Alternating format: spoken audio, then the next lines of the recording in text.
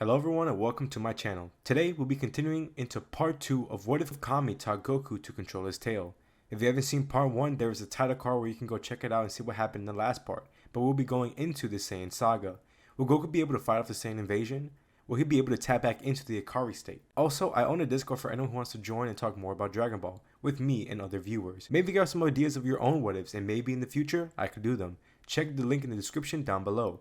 Without further ado, let's dive into part 2 of what if Kami taught Goku how to control his tail. Now before we get into the events of Z, we'll discuss what's been going on in the past 5 years with the Sun family. So the first 2 years, Goku didn't do much training as he wanted to focus on his family, but soon he'll begin his training once again with trying to tap back into the form he did when facing Piccolo. He would up his training every day, trying his hardest to achieve the form even try looking at the moon, but without his tail, it doesn't affect him. He does more meditation, trying to get the same feeling he did whenever he is in his grade 8 form. We passed a year and Goku continued on with his training, and he got attacked while in his meditation. Piccolo has grown a lot ever since the tournament.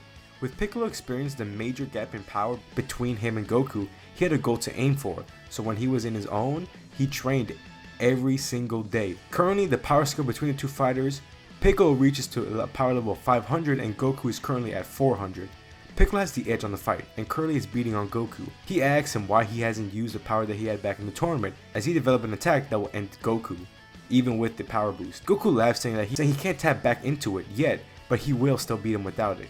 Piccolo grows angry as he wants to beat Goku at his strongest, but it doesn't matter to him. Piccolo continues to beat on Goku as he slams him onto the ground, and then knees him right in the stomach.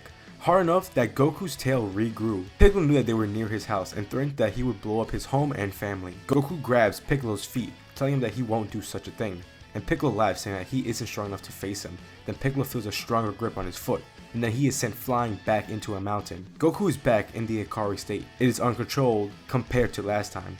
Their fight continues and Piccolo is now a little worried as he wasn't expecting Goku to not have control. Goku roars saying that he won't allow Piccolo to harm his family and rushes towards him as Piccolo barely dodges the attack as he begins to try to lose Goku. Piccolo makes a clone as he sends him to fight Goku while he charges an attack. Goku spots the clone and would head to attack him. The clone would try his best to last as long as possible with dodging all of Goku's attack, but with one strike it is taken out. Piccolo didn't have enough time to charge up the attack and is not fully charged, but he has no choice as he yells out special beam cannon and sends it flying at Goku. Goku barely manages to dodge it and it hits his arm as it hurts, but Goku is still standing. He grows more angry and flies towards Piccolo, grabbing him by the neck and slamming him into a mountain, and gives a good gut punch at Piccolo. His eyes turn red, almost as if he was going into his grade 8 form, but Goku lets go of Piccolo and he tries the best to calm himself and gain control. He rolls out, shooting a ki blast out of his mouth, releasing all the energy he had at once, and then when he did, he went back into his base form, and he would look over to where Piccolo was, but once he did, he was already gone. After that battle, Goku continued his training, focused more on training under the moon, transforming into the grade 8 form, which he would lose control for a bit, but soon gain control in his 8th transformation, to the point where he's able to use it at will. Still, he was struggling to gain the same strength in his base, then he gained the idea of cutting his tail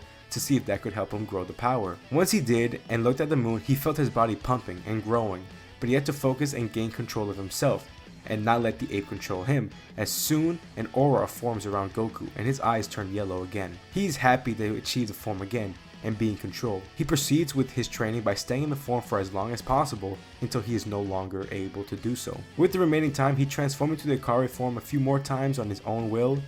Also, his son Gohan would have joined him from time to time, as when he was born, he too had a tail and Goku wanted to teach him how to control the form as well so he doesn't put others in danger. And with the training and being born a bit stronger, his power level will be around 100. When it comes to the start of Z, Goku's power level will be at 550. Once they arrive at Kami's house, everyone is shocked that Goku has had a kid. But Roshi is more interested in Goku if he learned to control the ape form, which, to surprise everyone, he transformed into his Ikari state at will. Raditz will still land on Earth and sends 2 high power levels with being Goku and Piccolo. Piccolo's power level would be around 525. After the fight with Goku and seeing how he could have died to him, he continues his training, but wasn't making much of a progress as there's only so much he could do training alone, but he was mastering his techniques to perfect them for when he tries to fight him again. Raditz would head towards the stronger power levels to see if it was his brother. Piccolo would sense the immense energy and follow it, but wonders how Goku could have grown so powerful. Goku too would sense the power, and then tell everyone to get to safety. Goku powers up into his Ikari state, and Raditz gets shocked to read the power level at 5,500. and gets a little worried. He lands to see his younger brother having the power, and he introduces himself in a much less cocky way as he stands no chance against Goku, so he's trying to show no threat. Raditz tells Goku about his race and the entire backstory. This knowledge finally confirms to Goku that he is an alien, but he declines Raditz's offer, and this angers Raditz, giving Goku a despised look and leaves without a word. Goku is glad that it worked out, but Roshi told him that he must get stronger quickly. Goku's confused, but Roshi explains that Raditz says that they were conquerors, and if they can't recruit him, and Goku said no, he's gonna come back with reinforcement and not just give up. He pointed out that Raditz was weaker than Goku in this transformation, so he wasn't gonna attack Goku. Goku believes Master Roshi is right and says that they need to gather all the fighters to prepare for a possible threat. Goku also outs the nearby Piccolo, to the fear of the others. Goku asks Piccolo if they can put their differences aside and train together for the possible threat of the planet, and he agrees for now. In space, Raditz lands on a nearby planet and notifies Vegeta and Nappa. Vegeta, disgusted by Raditz's retreat after hearing about Goku's power level only being above 5,000, says that they will regroup and he will convince Kakarot to join or take him out himself, but it would take them around a year to get there. So for a year, the Z-Fighters would train. Now it's hard to say how the training would go, as here they aren't for sure when or if the Saiyans will ever arrive. I say to make it as plausible as possible, it depends on the characters. Goku, Piccolo, and Tien I feel like would train the hardest every single day regardless if they ended up showing up or not. With Krillin and Chaozu, I feel like they would stay focused for a good while, and probably near the end they would start to slack off a little.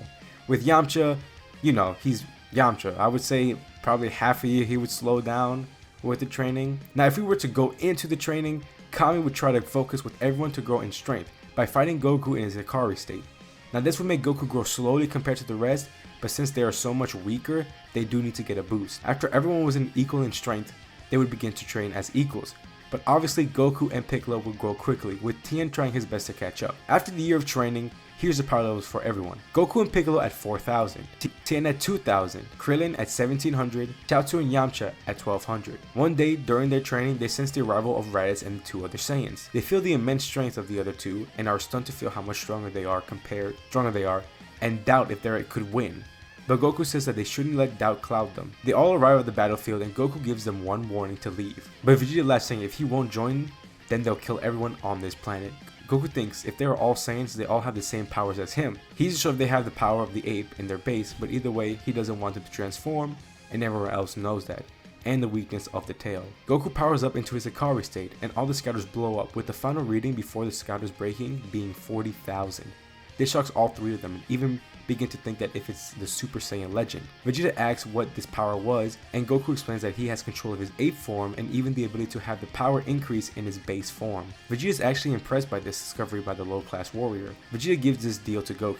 If he teaches them the transformation, they'll leave Earth alone. They all look at Goku and he is thinking if he could trust them. He says he'll do it on a different planet, and they accept and Goku will head off with them. The Z-Fighters are worried about Goku, but there's not much they could do. It'll take some time, but Goku and the other Saiyans would manage to arrive on a planet, and their training would begin. Goku explains how he obtained the form after fully mastering the ape form, and sometimes when it comes to him getting a rage boost. Goku is surprised to see that all three of them could maintain the ape form so easily. Some months would pass with trial and error, but it doesn't take too long for Vegeta to obtain the Ikari state. The training benefited everyone, especially Goku, as he was getting close to catching up with Vegeta, and they even had some good sparring matches. Their power levels are as followed: Vegeta at 25,000, Goku at 20,000, Nappa and Raditz at 15,000. Vegeta definitely got more respect for Kakarot, especially as a Saiyan.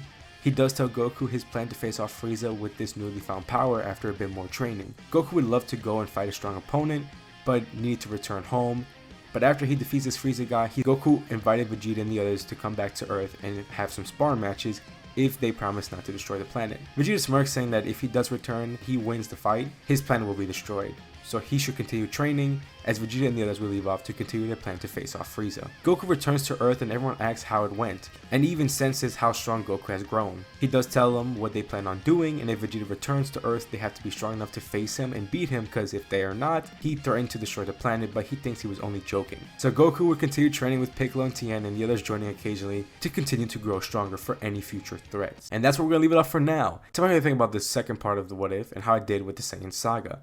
You think the three Saiyans could take on Frieza and his army? What would our Z-Fighters do now with completely missing out on the trip to Namek? What could have happened differently? Leave your thoughts down in the comments below. I would love to hear them.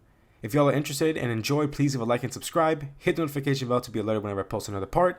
Thank y'all so much for watching, and I will see y'all in the next part. See ya.